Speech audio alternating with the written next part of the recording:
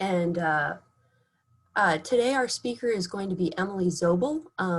She works for University of Maryland Extension. She's been here. How many years have you been here, Emily? 5? 5, 6, my whole life it feels like. um, she's based in Dorchester County, and she has a lot of experience with growing vegetables, gardening. She leads the master gardeners in her county. So without further ado, I'm going to turn it over to Emily. And just ask that you turn off your cameras if you can. That's going to save us bandwidth and make the meeting basically less clunky and slow. Awesome. And yeah, for anyone who doesn't know, that button is going to be in your bottom left corner, and it's just going to have the camera button. So you just click on that and it should go ahead and turn your camera off. I know we have people that live in some rural areas who are tuning in. The reason I'm in my office is because my normal home Wi-Fi wouldn't handle this today. So, and with that being said, I'm actually going to turn off my own camera because it makes me very self-aware when I'm teaching and I have my camera on. So.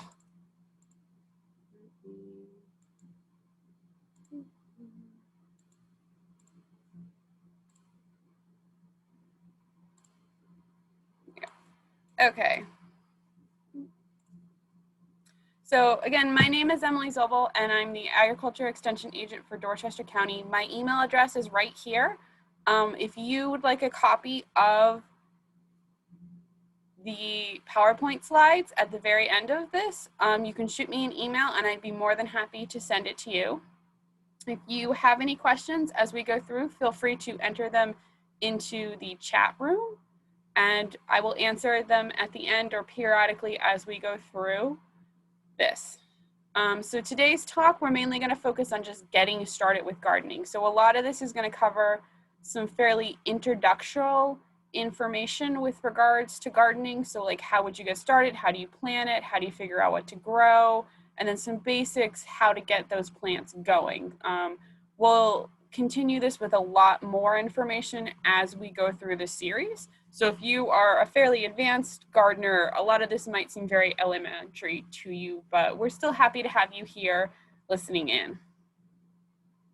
So I like to start off all my talks with my resources right off the bat. So the best resource I can give anyone who lives in the state of Maryland is the University of Maryland's Home and Garden Information Center, which is extension.umd.edu/HGIC. You can also put UME HGIC in Google and it'll be the first thing that pops up. Pretty much all the information I'm going to talk about today is on this website. You just have to know how to search for it. And Haley has just put the link in the actual chat box as well, so it's even easier for you.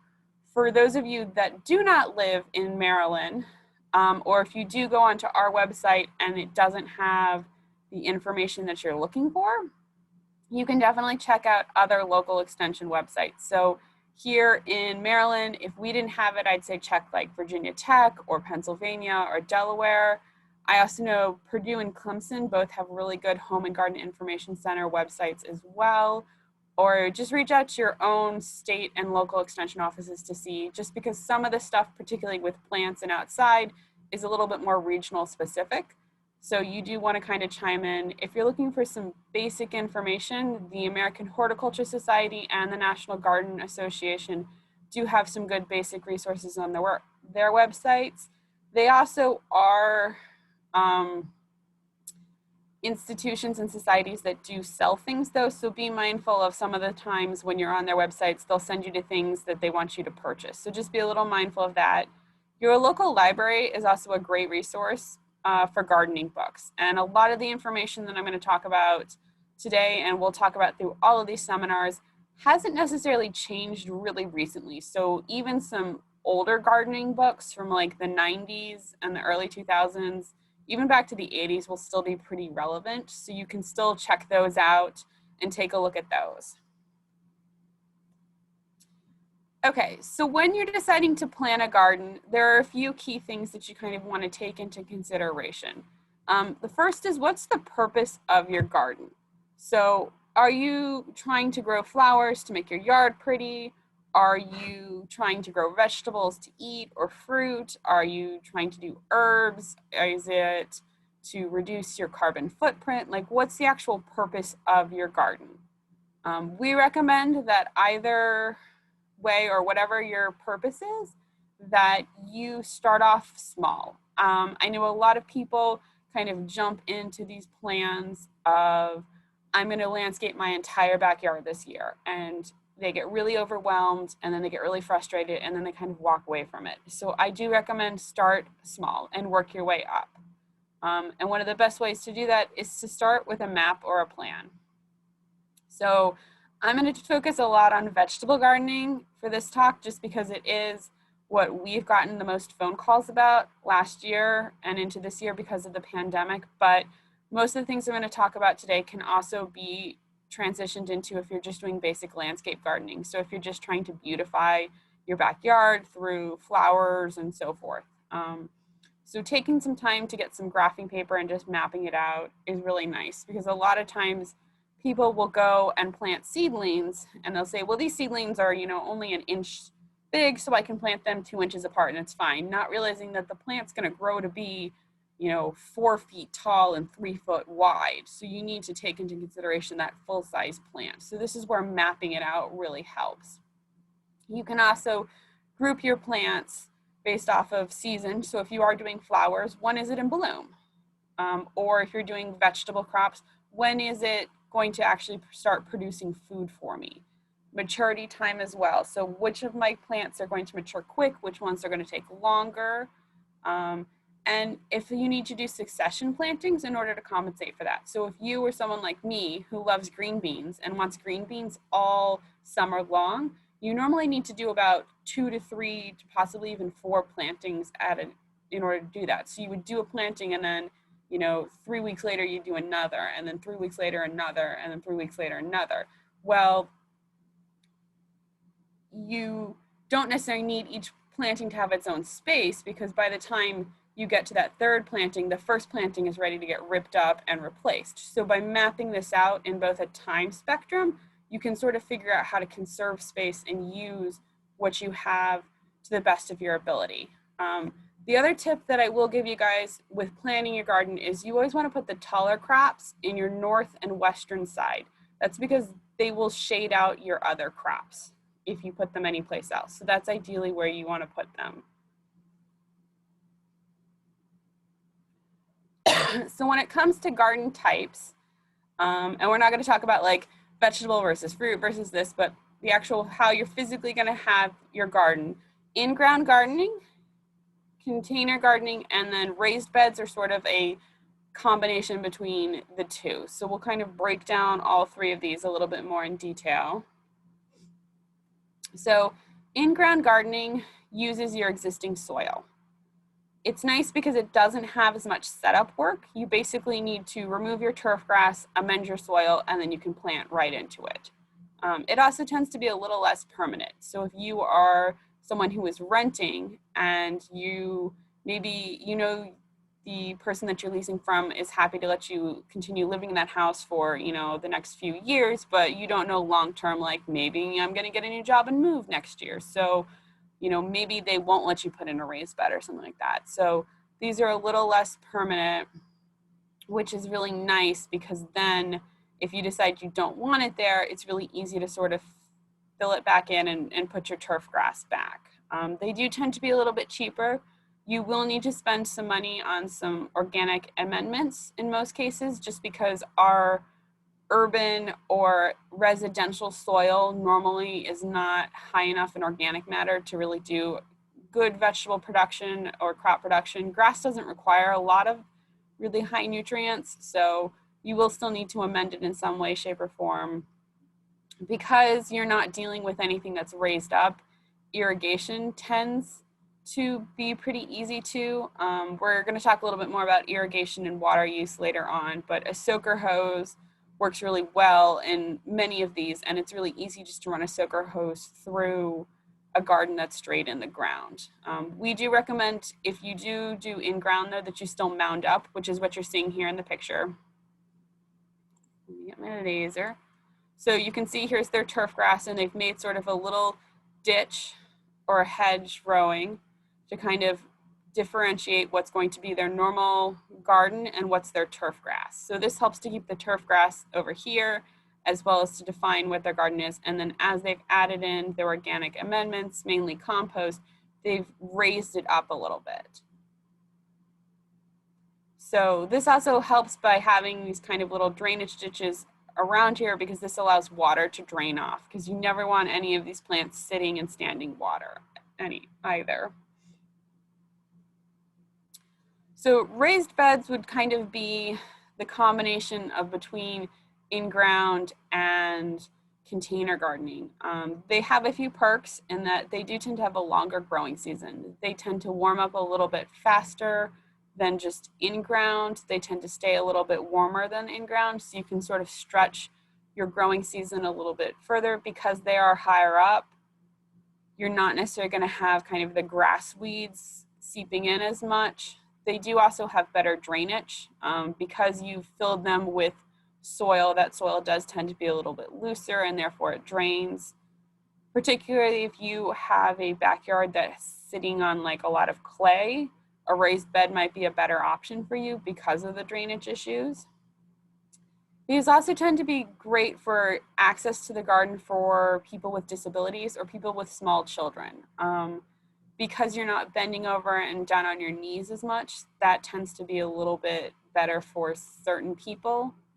I also particularly like raised beds because it creates a boundary between the turf grass and kind of what you're gardening. They do tend to have more of a setup work associated with them. You obviously have to build the bed as well as get rid of the turf grass. There is much more of a cost because you need to get the soil to fill them, as well as the soil amendments and all that. I can say I put in 2 raised beds in my backyard 2 years ago, and it cost me $250 to $200 between the time I added in the wood, the soil, the compost, and then all of that together kind of did. So it's a little bit of an investment, and they do tend to be more permanent in that, it's not like you can put a raised bed in and then decide, I don't really want it there, and take it apart as easily. They do come apart fairly easily. It would be about a day to build one and about a day to take it apart. But again, when you take it apart, depending on how tall you made it, you may or may not have, a surplus of soil that you then need to deal with. So it's something to take into consideration. If you are starting out gardening for the first time, you may want to check and see if you have a community garden nearby that happens to have raised beds. Sometimes you can rent one out for anywhere between $5 to $20, and that's a good practice before you go installing them in your backyard as well. So you can find a lot of the plans online. Raised beds tend to vary from anywhere from about 2 to 4 feet wide, anywhere from 2 to 12 inches high, and then 4 to 12 feet long. The reason you're not going to find them much wider is because you need to be able to reach into the middle of the bed to harvest whatever you're planting there, or weed, or what have you. So that's why you're kind of not making them 12 feet by 12 feet. One thing that I know I really like, in my backyard, I have wiregrass, and it seeps into everything. So I don't really consider it a raised bed, but I have a garden bed that doesn't have vegetables in it. It's just flowers, and I just use 2x4s. So it's just a very small 2-inch lip that circles that bed, so that when I'm mowing my lawn, I don't accidentally hit into any of my beautiful native plants. So you can I tend not to think of 2-inch high ones as raised beds as much as in-grounds that have barriers around them, but technically they could still be considered raised beds. So don't necessarily think you need to make them super high. Again, though, if you are working with people who may not have high mobile access, their ability to bend over may not be super well, sometimes raising them a little bit higher is useful as well.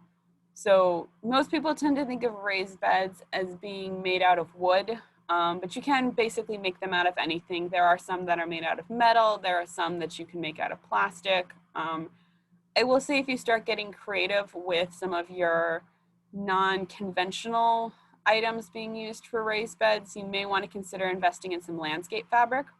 This basically creates a barrier between that item and your soil, which will help maintain some food safety standards. So things like tires. So we have a kids center here that got a bunch of used tires, and they made a sort of pyramid of them and filled them up with soil and wanted to plant some herbs in them. And one of the recommendations we did make to them was if they were going to plant things that people, particularly kids, were going to eat, was that they line the insides with landscape fabric, just because these were used tires. The rubber has some, things in it that we don't want leaching into the soil and what have you. So you can by all means get super creative with this, but if you are going to do anything like herbs or fruits and vegetables, we recommend using that landscape fabric. Raised beds do need a slightly different mixture component to them.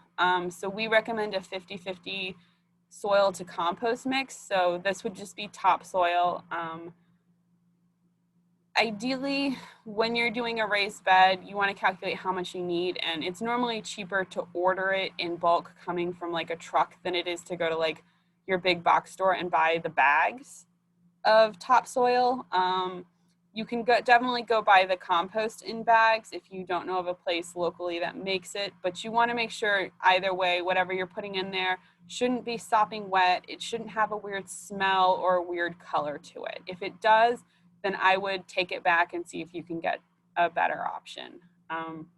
We do also recommend that you border raised beds with either bricks or wood chips. So this is a picture from our big community garden here in Cambridge, and they have wood chips all throughout the whole thing, which is nice because it really cuts back on weeds. I know at home I actually have mine lined with bricks because I happen to have a whole bunch of bricks around, and it just makes it so that one, you don't have turf grass right up against it, as well as you just don't have weeds growing right up against it either, because those weeds can slowly like creep up, and then if they flower and you don't catch them, then you'll get weed seeds in your bed. And that sort of, one of the perks of this is it reduces weeds. So if you let those weeds in, you kind of are letting them do it.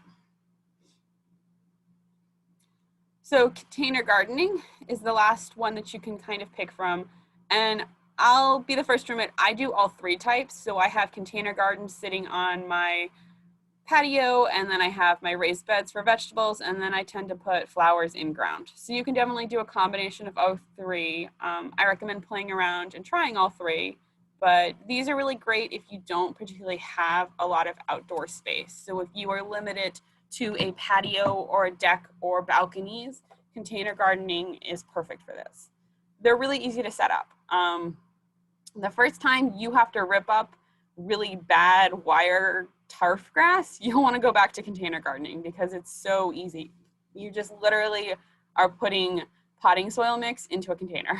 So just like with raised beds, you're not likely to encounter as many weeds in container gardening as you would straight into the ground, mainly because you're using potting mix and not soil. So it doesn't have a weed seed bank in it. And because as soon as your plants take off and growing, they're mainly shading that soil anyways. That's not to say you won't get any weeds. So you still may have to do some light weeding, but the area that you're looking at to weed will be a lot smaller. You are going to have a little bit of a start off cost. Again, you need to use potting mix and not soil. So don't necessarily think that you can just do a container garden and go out and dig up loose soil.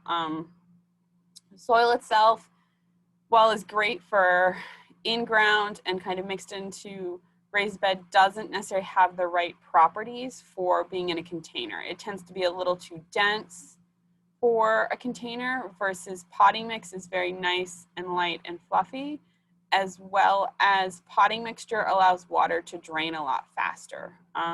So plants sitting in water, like with wet roots, is probably one of the worst things for them, which if that seems really weird, it's okay. Plants need water in order to survive, but if they're sitting in water, then their roots aren't getting air, and that can cause root rot and some other diseases to fester, which will long-termly kill your plants. So when it comes to container gardening, you do want to make sure that any container you put them in does have drainage holes. And again, potting mixture specifically allows for good drainage in that container. Because of that good drainage, though, you are going to need to water them more often, and because they are limited in how much soil that plant has access to, you do need to fertilize them more often. So most container gardens, summer-wise, I say need to be watered daily, sometimes twice a day, particularly in like July and August when we're in the upper 90s around here. And I fertilize mine every other week when it comes to container gardening. And you do have limitations with the size and the space. So not only is your deck, patio, balcony limited, but the actual container will limit the plant growth of it. So you need to make sure that depending on what you're planting in that container, that you're giving it enough size to grow again to kind of like its full growth size. So you can always repot things as well. So just take that into consideration. I know a lot of times people get really creative with their container gardening. You'll see all kinds of neat things with like, oh, here's these plants in milk jugs on the fence and this, but understand that if you want, you know, full grown vegetables, you're going to need to give them enough space in order to kind of grow enough tissue and leaf matter in order to do that. The biggest issue with container gardening, particularly with vegetables, is overcrowding. And that's not to say that they won't thrive, but just they'll do a little bit better if they're not overcrowded. Now, again, go back to what your purpose is. So if you're container gardening just to add some beautification and you're just putting in like small pansies, that's a little different than trying to get like a full-on vegetable crop. So these came from the Home and Garden Information Center website. So you can always double check if you don't scramble them down here. But again, when it comes to vegetable crops, you usually want to make sure that they have enough soil space to have what they need to hold water and nutrients for them, as well as to have enough space for them to really have enough roots to anchor themselves over. So any of your kind of smaller things, so like herbs, onions, radishes, that kind of things, 1 to 3 gallons in volume. Anything larger, so anything like a tomato, a pepper, eggplant, you're really looking at 5 to 10 gallons of potting mixture. And then you can see the recommendations for the depth in particular.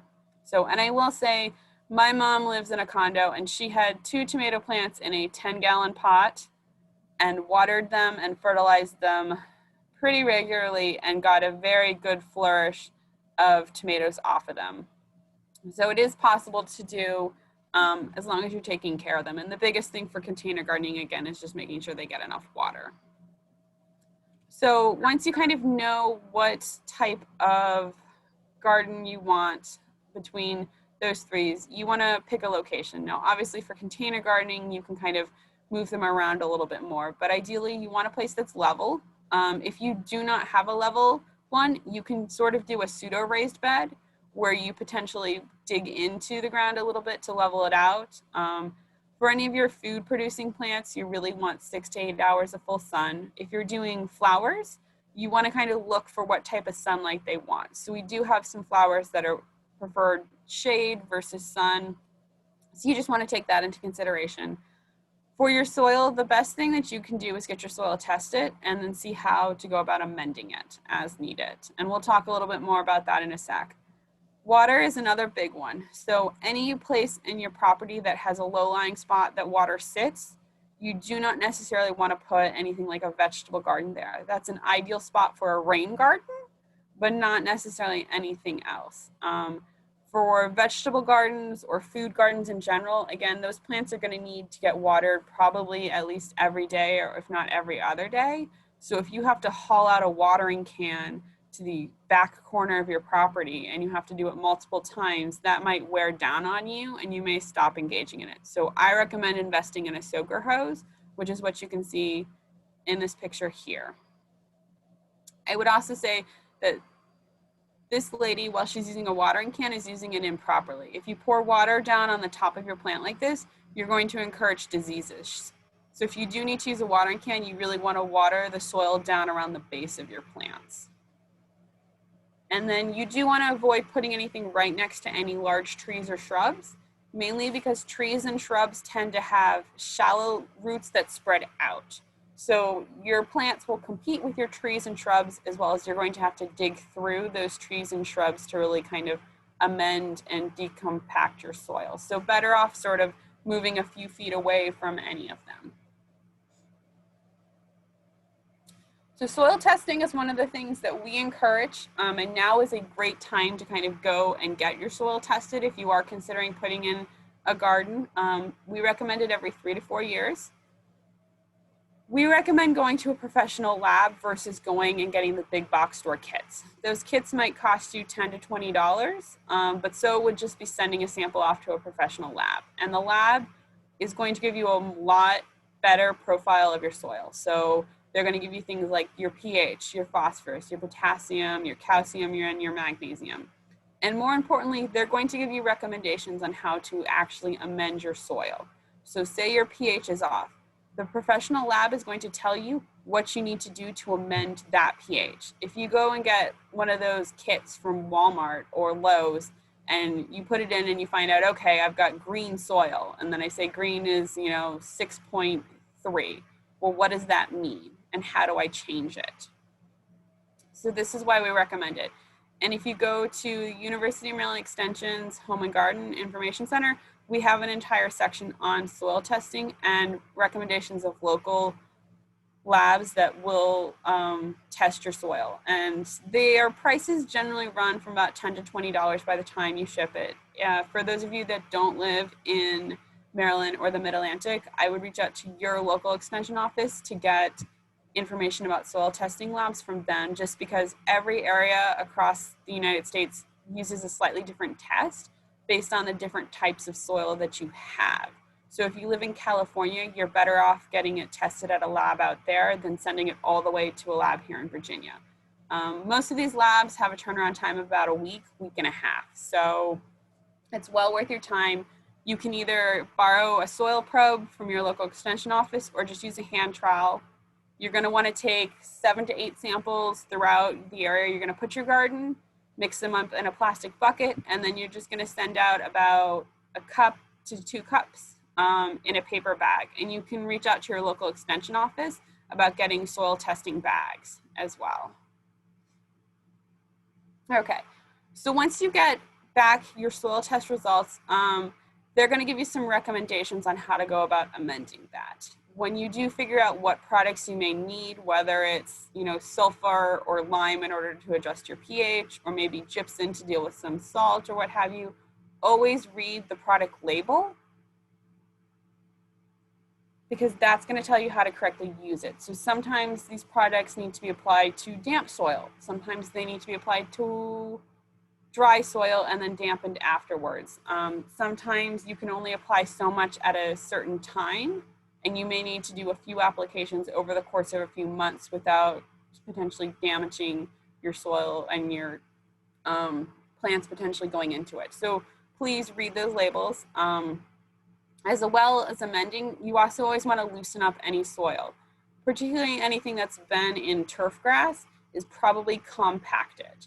So by loosening the soil up, you're allowing it to have more air. So you can see here's the compacted soil, and we've got some air pores in here, but not nearly as much as the non-compacted. So you can just go through, you can rent a tiller, rototiller from someplace if you want, or you can just use like a pitchfork or an aerator to go through, and you just basically want to aerate your soil. This is going to help deal with drainage, as well as plants' roots need air. A lot of us think that they get all of their oxygen from their leaves, but the roots need oxygen as well. And the plant doesn't move oxygen from the leaves down to the roots. The roots get it from these small little pores down in the soil. Also, by having these air pores, you're allowing for lots of microbials and worms and stuff like that to also have means to breathe. So ideally, we want non-compacted soil. In addition to loosening up your soil, you're also going to probably want to mix in more organic matter. Ideally, you want soil to be at about 5% organic matter. Most of the times, you're going to have less for turf grass. So again, this is one of those things that a soil test is really going to help you figure out how much you need to add in. So you can add in things like compost is a great one. And I know Haley and Rachel are going to talk about composting, I think in 2 weeks. You can also add in things like dried leaves or grass clippings are also really great ways to kind of add in organic matter. And then we also recommend keeping that soil covered with either a cover crop, which would be a plant, or mulch. So something like wood chips or straw even before you get into planting it, just because one, that keeps new weed seeds from getting established, as well as it'll stop erosion. So if you start this project, say in the next few weeks, but you're not going to plant anything until May, after you've done this, put some sort of cover over it. So how to go about removing that turf grass. And in some cases, you may want to remove your turf grass before you amend. Sometimes you amend and then kind of remove your turf grass. It's all going to depend on what your soil test comes back with. So the smothering technique tends to be one of the easiest ones. So you can do that with a black tarp, like seen here. This works really well if you have a lot of really nasty weeds, but it does sometimes require a lot more time to smother them out. So in this case, you're kind of baking the weed seeds, but this will take somewhere between about 3 to 6 months to work. And it normally ideally works a lot more during summertime. So if you start gardening this year and know that you want to grow your garden bigger next year, then this might be the kind of thing that you prep and set out in like June or July. Because then when we get those really hot days in August, it'll really bake down those grass and weed seeds that are down there. You can do sheet mulching, which I'll talk about in a sec.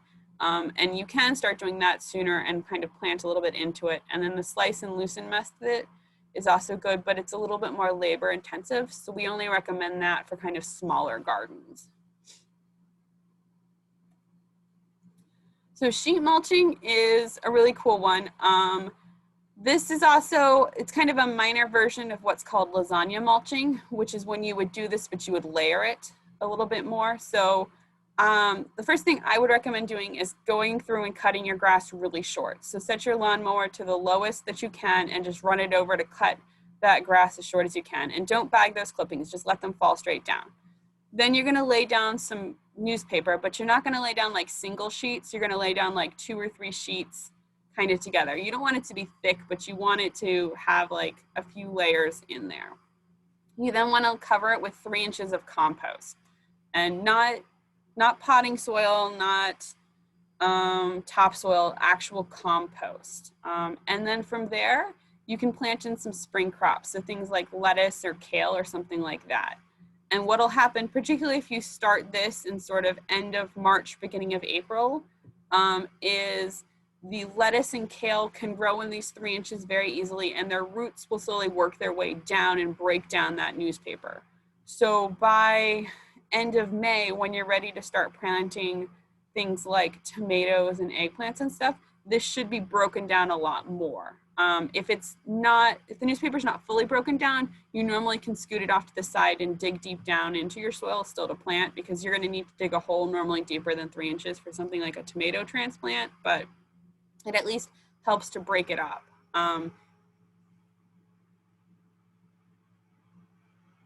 So slice and loosen method is another one you can use, and this involves actually sort of taking the turf grass off. So you're going to get kind of a flat shovel, and you're just going to slide it underneath your sod or your turf grass and slice the top 1 to 2 inches. You can turn it over next to your garden, or I actually, when I did this for my raised beds, put it on a tarp and let it sit out in the hot sun for 2 days so that it was dead. So you want it to turn brown. You can then loosen up that soil underneath using something like a pitchfork or a shovel.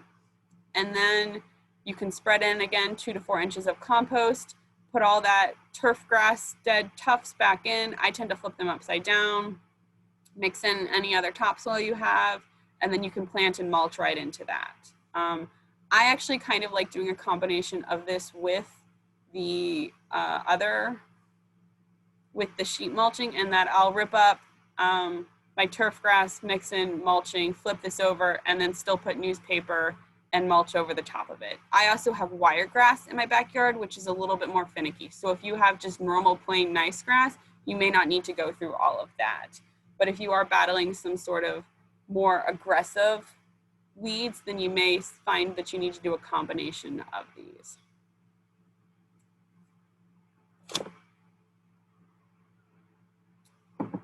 So the next question comes, once you've gotten your garden set up, what what are you going to grow? And again, this is where that earlier planning stage will really sort of help you out to figure out, like, you'll know that going in and you'll know kind of what it is. But right now, really think about, if you are going to do a food garden, what do you like to eat? So which vegetables do you like to eat? What small fruits do you like to eat? What herbs are you likely going to use for cooking with? And what flowers do you enjoy? And even if you are doing just like a straight up food garden, I do recommend adding in some flowers as well. That will help you bring in things like pollinators and natural enemies, which will help reduce some of the pest issues in your garden. And these can be things like small little annuals like marigolds. So they don't need to be like massive big flowers. I personally recommend avoiding tree fruits. I know a lot of people will go and they'll find, the $20 apple and peach and cherry trees, and they'll think, oh, this is perfect. I'll just plant this in my yard and I'll have fruit. Well, a lot of those fruit trees take 4 to 5 years before they start bearing fruit. And particularly here in the Mid-Atlantic, they do have a lot of disease issues. So you are going to need to be out there spraying them with copper sulfite or other organic fungicides, really, in order to get any fruit off of them. And the fruit you get is going to not necessarily be, it's going to be a little ugly, for lack of a better word, which is fine. A lot of us have no problem eating ugly food, particularly when it comes out of our own. But I know that a lot of people do find fruit trees to be really frustrating. And again, we want you guys to have fun gardening. Gardening should be a fun exercise. So it's sort of one of those things where I would avoid doing. When deciding what you want to grow, take your space and location into consideration. For those of you that don't live in Maryland, look up what your frost and heat zones are and kind of figure out from there. Even for those of you that do live in Maryland, I might love pineapples, and you can get a pineapple plant to grow here, but it's never going to make a really large fruit. So just sort of take that into consideration. The cost is always something to take into consideration. So, is it worth your time and energy to grow something that is really easily and cheaply available? If you only have one garden bed and it's 4 feet by 6 feet, and you've got to get the most out of that, is it worth planting something like sweet corn, where you can get a dozen ears for $2, versus something like, some heirloom tomatoes that are a lot more expensive? So think about that. Do a sort of what do we like to eat, but what's easily available and what's financially kind of within reason to do. And then take your own time into consideration with this. So how much time can you put aside every single day or every other day to go engage with your garden? So in addition to needing to water it at least 30 minutes every other day, how often are you going to be able to go out there and weed it or harvest it? Are you looking for things that are a one-time harvest? Are you looking for things that you're going to have harvesting all throughout the summer? So sort of these are all just things. And again, we're going to talk about vegetables and small fruit and herbs and flowers all throughout the rest of this season. So if you're looking for neat ideas, tune in for the rest of our talks for those.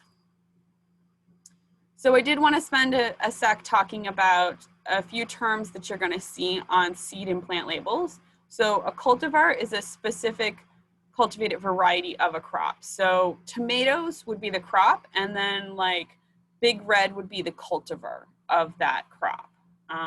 Hybrid is another one that you're going to see, and these are breedings of two distinct cultivars. Oftentimes these are going to have some sort of disease or insect resistance, which is good because you don't necessarily always want to have to worry about some of the more common diseases. But the important thing to note here is that the seeds are not true to type. So because they're two cultivators that have been crossbred, you would be here at like the F1. So if you were to save these seeds and replant them, you're going to get a mixture of what the two cultivars were that initially made this one. So you're not necessarily, these are not ideal ones to save seeds for, to try to plant for next year. And then heirloom ones tend to be older cultivars that are passed down from generation to generation. So they're a little bit more funky. A lot of times they don't have a lot of the disease resistance that some of the other ones do have though. So that's something to be mindful of is that sometimes heirloom varieties need to be pampered a little bit more, but they're also ones that you're not likely going to find in your grocery store as much.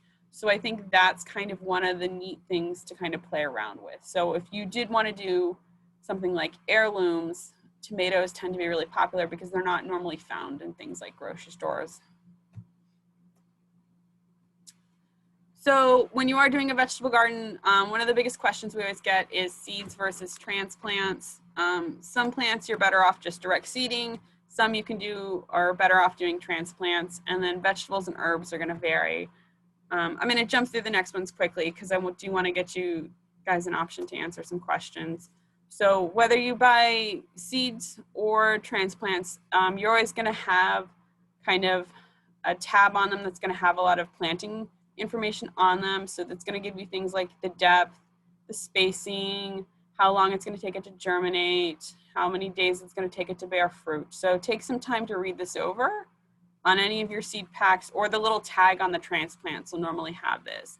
If you don't have the tag, but you remember what variety it is, you can oftentimes Google that, and that will give you all this information. And days to germination is how long it takes that seed to become a seedling. So how long it takes for it to become a plant. And then days to maturity is how long it takes that plant to bear a fruit or vegetable in this case. So the next question we always get, particularly with vegetable gardening, is when to plant. And the nice thing is the University of Maryland Home and Garden Information Center has these fabulous charts and calendars to help you. And we will get you guys the link for that. So you can kind of follow along and see like, okay, it's, February, so this is when I should start doing transplants inside, and then I can move them outside in April. Or this when I can direct seed these guys, or this is when I can put out transplants. So there's two really good visuals here. So for people who like charts, there's this one. For people who like a more graph-like, you've got that one. And Haley just put that in the chat box, so you guys have that.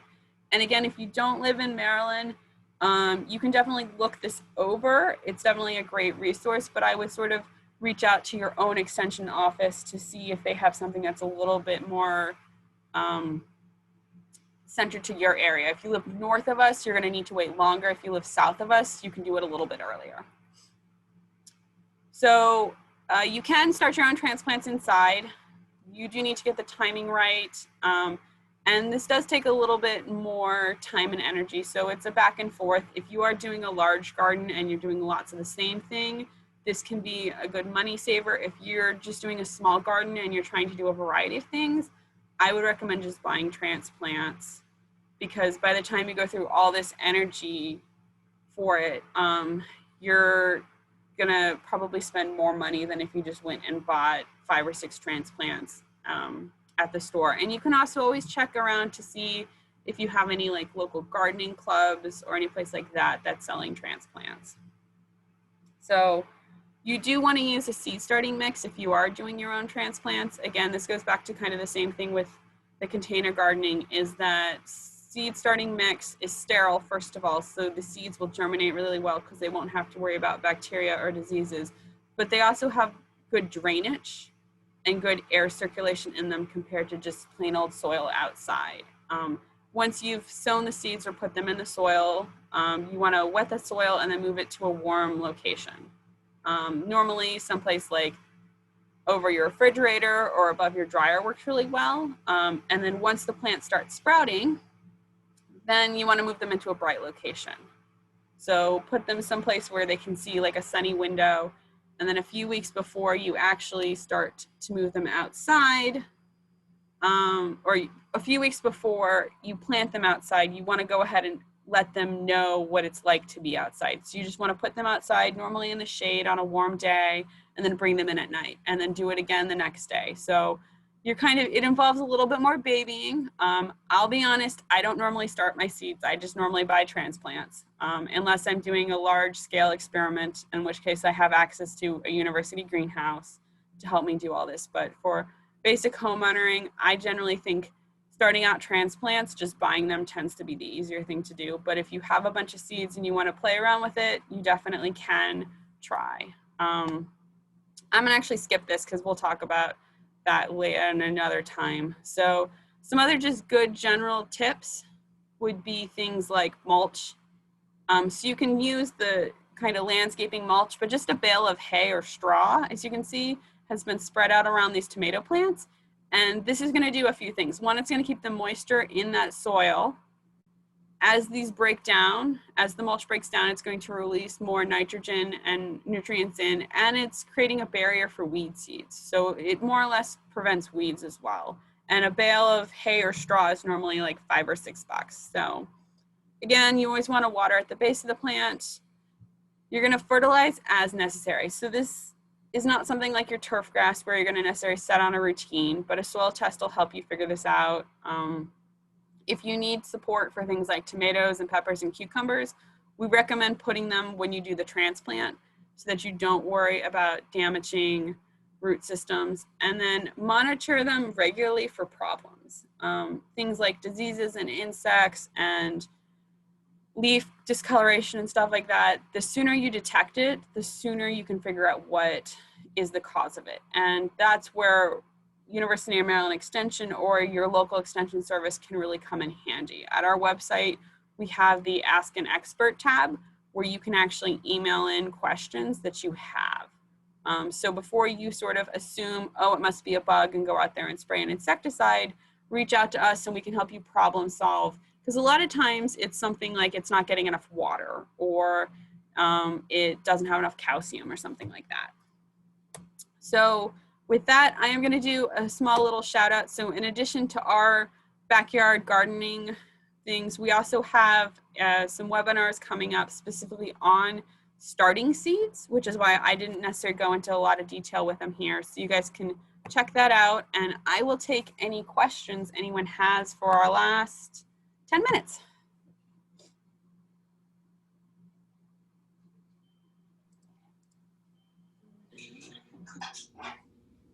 Hi, Emily. That was great. Thank you. Let's see. I have a couple of questions that I've seen in the chat. I don't have this one word for word, but there was a question about compaction. So when and how often should you be trying to fix the compaction that can happen in your soil? So if you're in a raised bed where you're not stepping on the soil, do you need to do anything yearly, or how do you know? So with raised beds, the nice thing about a raised bed is because you're putting the soil in itself is it's not going to start out compacted. So what I recommend doing with a raised bed is every 2 or every like 3 years when you are getting your soil tested, because you should get your soil tested in a raised bed as well, because you have plants that are taking out those nutrients and water is going to add salts into them. So you still need to get that tested. When you get those recommendations back, if it needs to be amended, that's a good time to turn it as well. And you can just turn it in or incorporate more organic matter and compost. Because about every 3 years, most of your beds are going to need more compost put in them anyways. And I actually recommend, well, I know a lot of people like to do no-till. Tilling every 3 or 4 years to add good compost in, because that compost adds in lots of organic matter, I think is the one exception to that. So if you can do no-till for 3 years and then till it by turning in compost, so you're not taking a rototiller and breaking up everything, but you're just gently turning it with like a shovel, that should be fine. So I would do that, and that'll help because while you're not walking on a raised bed, just the rain falling on it and everything like that will compact it a little bit. But as long as you also keep plants roots in there, those roots will help create more tunnels and will reduce compaction as well. So a raised bed does have some compaction, but nowhere near as much as like an in-ground turf grass kind of one. Okay. So we had another question a while ago about whether or not University of Maryland maintains a list of local garden clubs that may be selling seedlings, or knows of maybe farms or nurseries that sell transplants. So to my knowledge, the university, so like the Home and Garden Information Center, doesn't have like a statewide list. I would reach out to your local extension office itself, whoever their home port agent is, or their master gardener coordinator or who's ever running those programs should have some sort of recommendation on where you can potentially get transplants. You can also check like local mom and pop nurseries, or I know our farmers market, particularly in the springtime, has people that are always selling transplants. Farmers that grow vegetables a lot of times will make a lot more transplants than they need. So then they'll turn around and sell a lot of their transplants in those first few weeks of the market. So you can definitely check there. I think that's a good place. Google's also a good option. As crazy as it sounds, you can put in local transplants, your address, and kind of see where you've got some garden shops. If you have a tech school nearby, if they have an ag program, they may or may not be selling some transplants. And again, it may be tough because your variety options might be a little bit limited in some of them as well. So if you want like really weird varieties, that might be a time when you need to go and do seeds instead. Okay. I had another question from somebody about bulbs. So daffodils and tulips. I know this was mostly about vegetables, but if you didn't get your daffodils or tulips in the ground and say they were in the garage, would it be okay to plant them now to get them to bloom in the spring? And this question also, Ginny, if you want to answer too or have a thought. Yeah, if Jenny or Rachel want to chime in, but to my knowledge, you can plant them. You may not get vigorous blooms out of them, but you're better off planting them and letting them have something than trying to store them in your garage for a whole nother year. You could also put them in a container and maybe try doing them as a container that could then get moved inside or outside. So That's that would a be good my idea. suggestion. But I like the idea of going ahead and having them in containers if you cannot get through the soil. Both tulips and daffodils already have the the flower as well as the foliage already created in the bulb. So if you plant it this year, you should have a good bulb and good flowers and good foliage. It's the next year that you probably won't have quite as much because they are going to be using all their energy to go ahead and flower, which is what they're built for. But then they're going to spend all this next year going ahead and getting the energy back into the bulb to have a better one. So you will have good flowers this spring, not so good next year, but good the year after. I love the idea, Emily, of planting them in containers if the ground is frozen. And see, that's part of, you're on the Eastern Shore, it's not frozen, but I think it might be colder in Garrett County. yeah,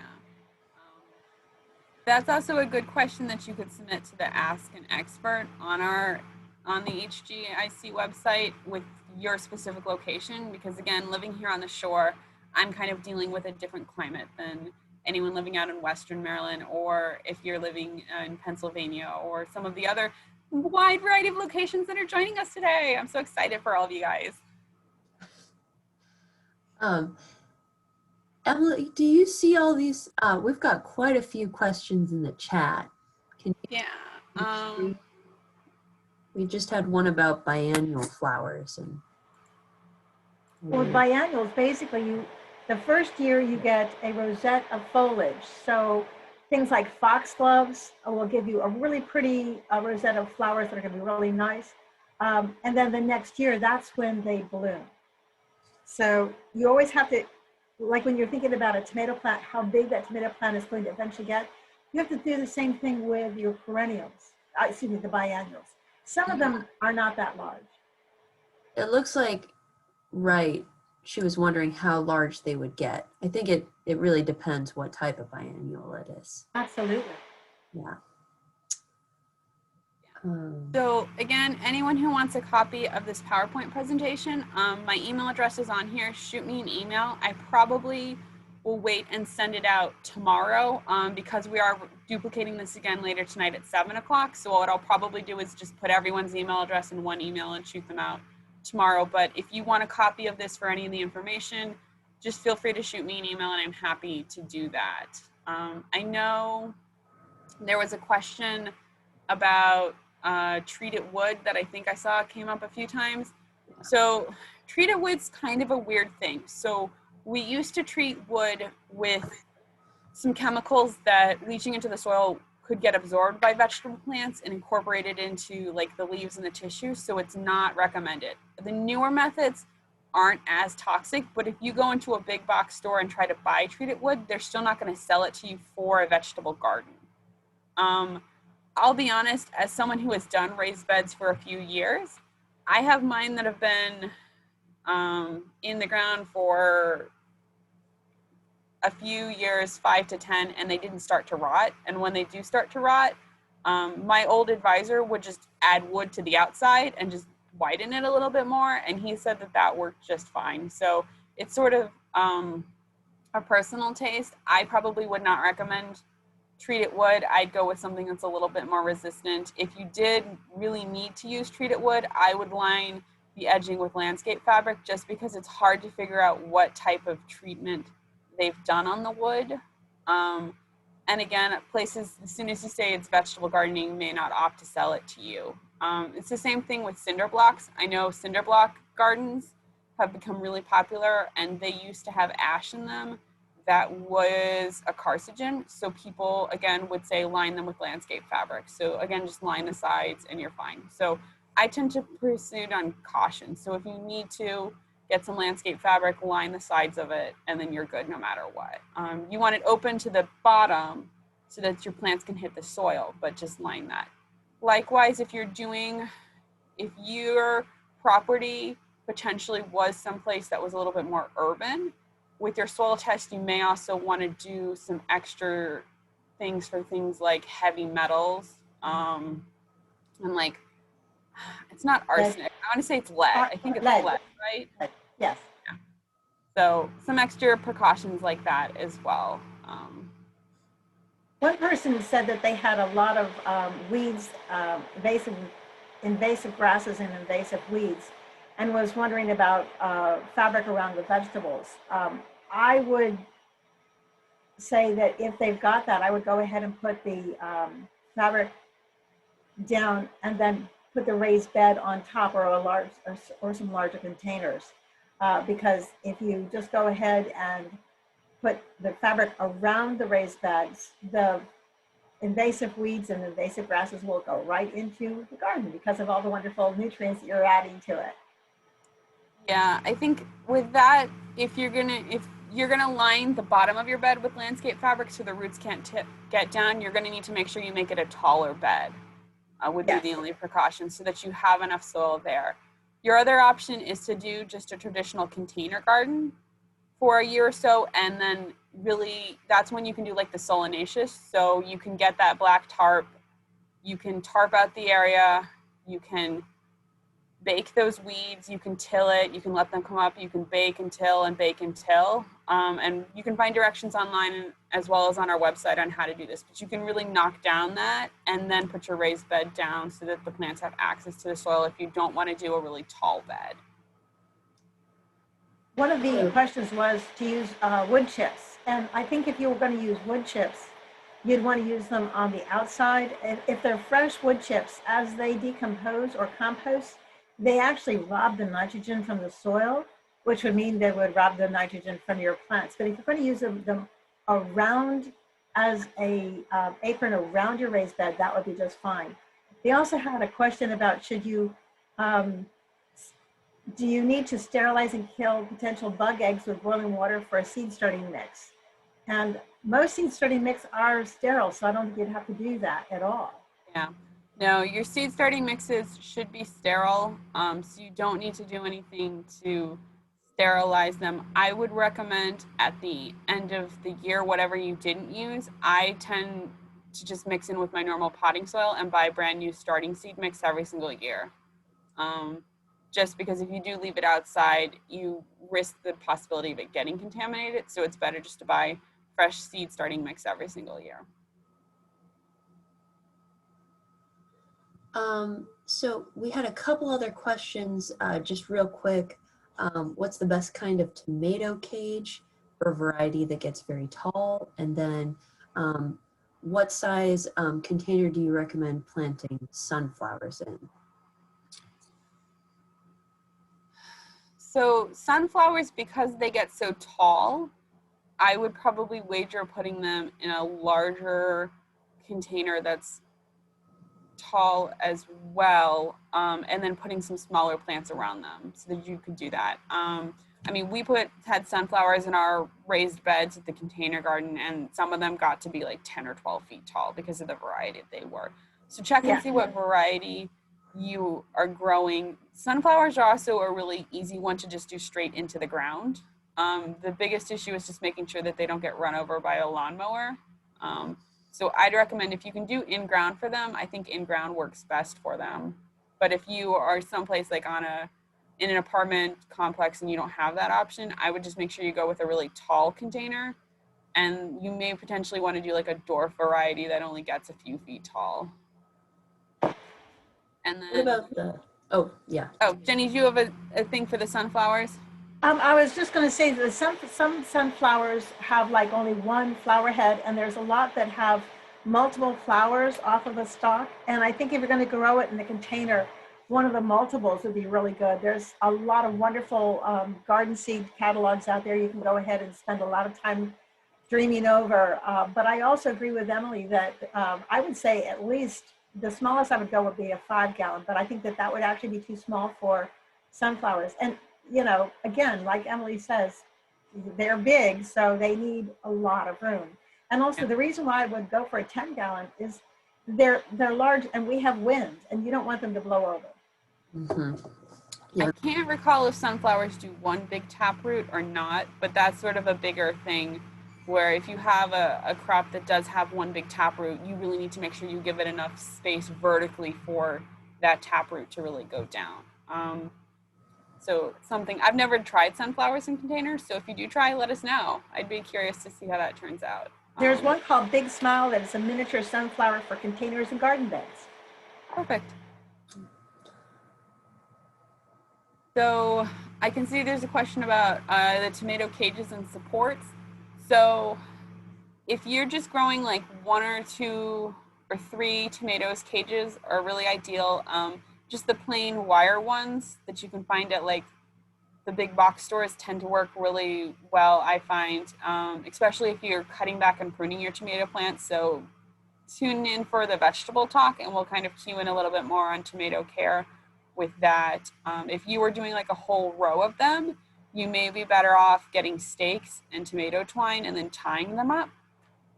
So that would be if you're getting like a row of like 8 or 10 plants in a row. I would say something like that would work better just because getting an individual cage for each one of those sometimes gets a little bit more problematic on storing and keeping them in that. So depending on how big you're going would depend on kind of that. But the basic small little like 3-ring cages that you've got that have like wire coming out of them, I've used those for tomatoes forever and they seem to work just fine.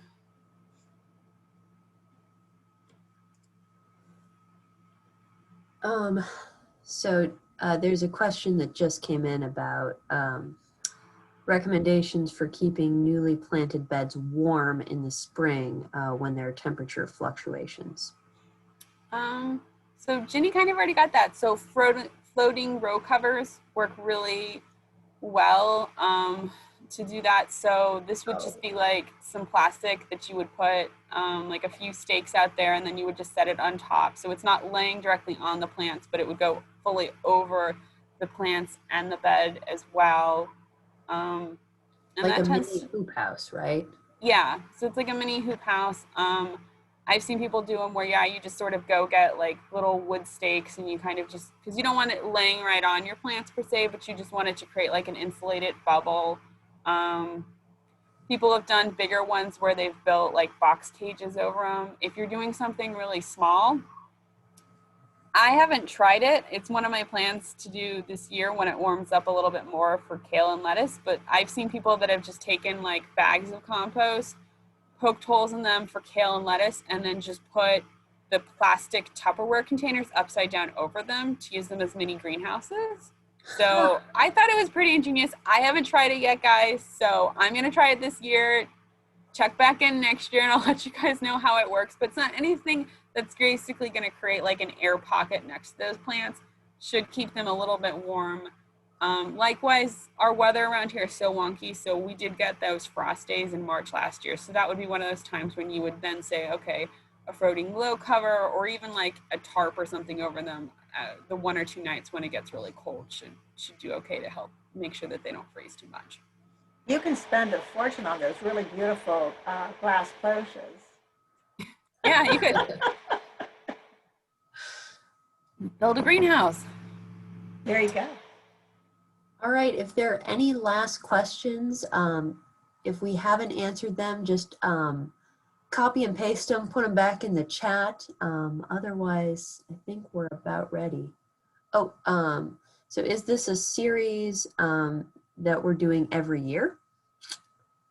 Possibly. So this basically started because last year Megan, who I don't know if she's still on or not, she is. Okay. Megan started her backyard farming to help people with poultry questions, and I don't do anything with animals, so we sort of talked about doing a gardening one, and depending on how popular it is, we may continue doing this every year. But University of Maryland has always offered gardening talks throughout the year, so you can always check in on our websites or reach out to your local master gardening group. So if you are down in the lower shore, that's Ginny. If you're in the mid shore, it's me. If you're in the upper shore, that would be like Rachel and Michaela. You can check on our website to see who it is, because a lot of times our master gardeners will be running classes for introductional garden people, people who are kind of just starting to garden as well. I think the downside of the pandemic is it's a pandemic and we're all stuck inside. The upside is that we would normally be holding these at like a library lecturing to just the people in that county. And now that we can put them online, we can have a wide variety of people seeing and getting the knowledge. So I'm going to silver line it a little bit. So yeah, so the answer is sort of, maybe we'll be doing this again next year. All right. Cool. I'm not seeing I don't see it going anywhere. Megan's like, as long as we're all still here. It might change. It might, well, we're always modifying it and seeing what works and what doesn't. So it might change a little bit, but the backyard farming series, I don't think is going to go anywhere for a while. Yeah. It's been super successful. Yes, and we did have a question. We are still doing the animal ones. And I also put the link, I just started a Facebook page just for the backyard farming series a couple of weeks ago. So I did put the link if you scroll up on the chat. So there's going to be animal stuff on there. There's going to be, I just posted the link to the soil testing labs on there. So, you know, some of it, depending on what your interest is, some of it might apply to you, some of it might not. But that will have updates. So when there's a new series started, that's probably going to be the first place you're going to find it. Even before I have time to get an email out, it'll be on that Facebook page. So that way you don't have to keep checking the website to see if that's updated or not. The Facebook page is a whole lot easier to put stuff on than the website. And our website, they're changing some stuff up on our website in general. So that one I'm not going to rely on just yet until they get that merged over. But yeah, we'll keep adding content. Okay.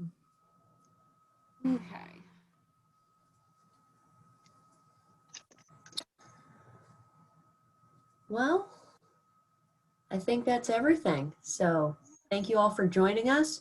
We're going to be doing this same session again live at 7 p.m.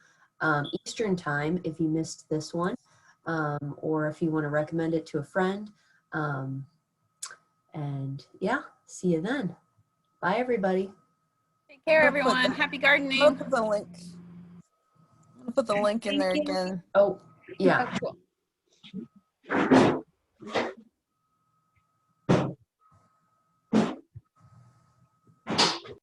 And Haley, while you're still on here, Mm-hmm. if you all want to do the